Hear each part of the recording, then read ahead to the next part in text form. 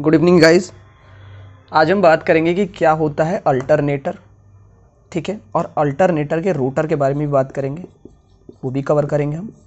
Alternator क्या होता है और उसका रोटर क्या होता है, आज हम इस वीडियो में बात करेंगे कि आप अल्टरनेटर से क्या समझते हैं और अल्टरनेटर में किस प्रकार का रोटर पाया जाता है, कैसे उसका रोटर का काम होता है, अल्टरनेटर की क्या प्रक्रिया होती है, क्या उसका वर्किंग प्रिंसिपल होता है, कितना वोल्टेज कौन सा अल्टरनेटर होता है, सेल्फ एक्साइटेड होता है कि नहीं होता है। मतलब इस वीडियो में हम सब फुल कॉन्सेप्ट हम लेके चलेंगे, फुल कॉन्सेप्ट ऑफ अल्टरनेटर। तो इस वीडियो के लास्ट तक बने रहिए और आपको पूरा 100% गारंटी है कि आपको सब समझ में आ जाएगा। अल्टरनेटर आप एग्ज़ाम में कर ले जाएंगे। सो भाई जैसा कि आप देख पा रहे हैं यहाँ पे हमने एक मोटर को और यहाँ पे हमने एक अल्टरनेटर को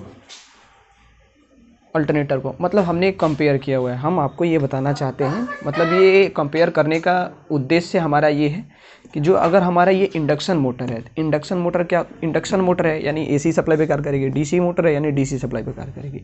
यानी कहने का तात्पर्य ये है कि ये आपका जो इंडक्शन मोटर है, आप इसमें सप्लाई जो है देते हैं।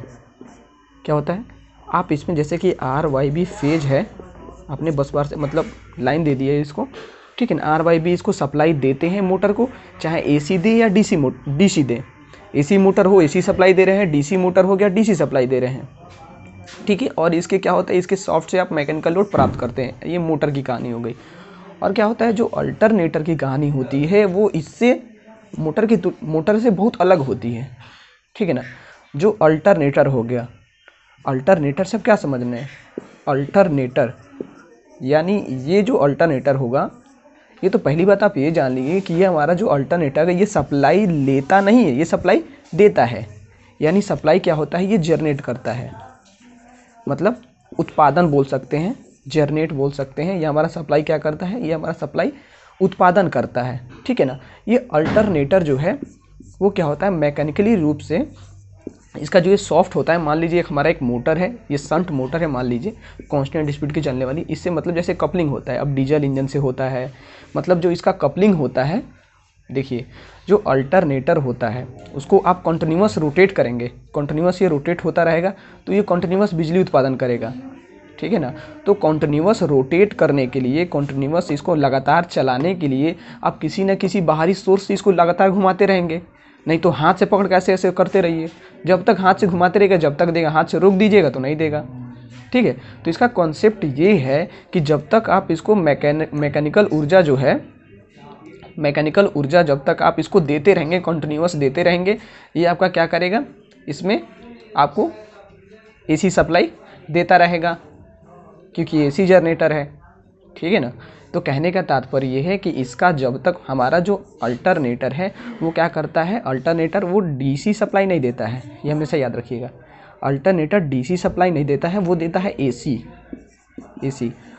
आपको कैसे पता चलेगा कि अल्टरनेटर AC देता है, तो आपको नाम से ही स्पष्ट है, अल्टरनेटर यानी अल्टरनेटिंग। हमारा AC सप्लाई क्या होता है, अल्टरनेटिंग होता है। इसका साइनोसॉइडल कैसा होता है, ऐसे बदलता रहता है, प्लस माइनस, फिर ऐसा है, मतलब साइनोसॉइडल ऐसे ऐसे इसका चलता रहता है, ठीक है। बात ये से, तो जो हमारा अल्टरनेटर है वो क्या करता है, हमारा AC सप्लाई देता है और हम उसको मैकेनिकली रूप से क्या करते हैं, डीजल इंजन से, पेट्रोल इंजन से, या बड़े बड़े जिससे कि हमारा जनरेटिंग स्टेशन होता है वहाँ पे क्या करते हैं, gas turbine, water turbine, wind turbine, है ना। इन सब टरबाइनों से हम क्या करते हैं, उसकी मतलब जैसे कि आपने पढ़ा होगा कि टरबाइन से क्या करते हैं, जितने भी टरबाइन होते हैं मतलब इसको क्या करते हैं कि जैसे कि हमारा हो गया स्टीम पावर प्लांट, तो भाप के द्वारा हम टरबाइन को घुमाएंगे। यानी इसको घुमाने के लिए हम क्या कर रहे हैं, इसको कंटिन्यूअस घुमाएंगे।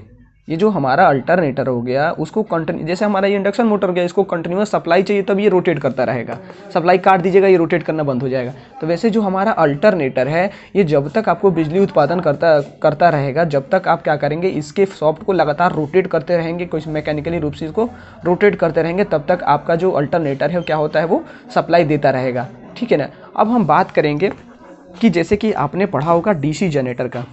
DC जनरेटर क्या करता है, DC जनरेटर DC उत्पादन करता है, डीसी जनरेटर क्या करता है, डीसी सप्लाई उत्पादन करता है। मगर हम ये जानते हैं कि हमेशा क्या करती है, हमारा जो हमेशा क्या होता है कि हमारा डीसी जनरेटर के आर्मेचर में, जो डीसी जनरेटर का आर्मेचर होता है उसमें हमेशा हमारा क्या होता है, एसी सप्लाई इंड्यूस होता है।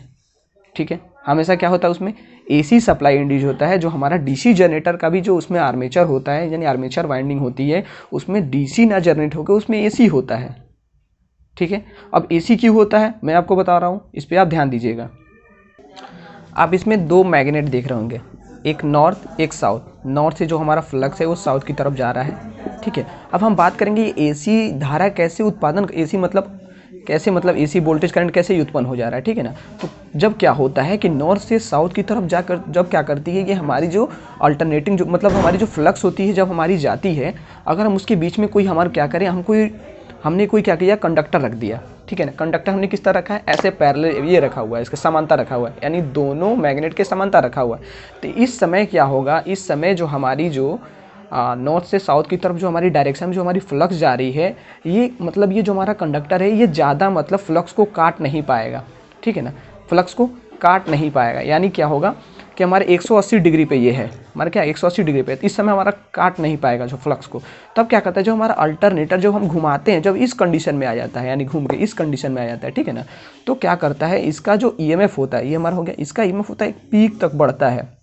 ठीक है, एक बढ़ जाता है, इतना बढ़ता है। ठीक है ना, एक पीक तक बढ़ेगा, यानी ज़्यादा फ्लक्स को काट रहा है। फिर क्या होगा, फिर घूम कैसे हो गया, फिर घूम कैसे हो जाता है हमारा रोटर, फिर क्या करता है, इसका पीक गिर जाता है। फिर क्या होता है, यानी इसका वोल्टेज का मान 0 हो जाता है।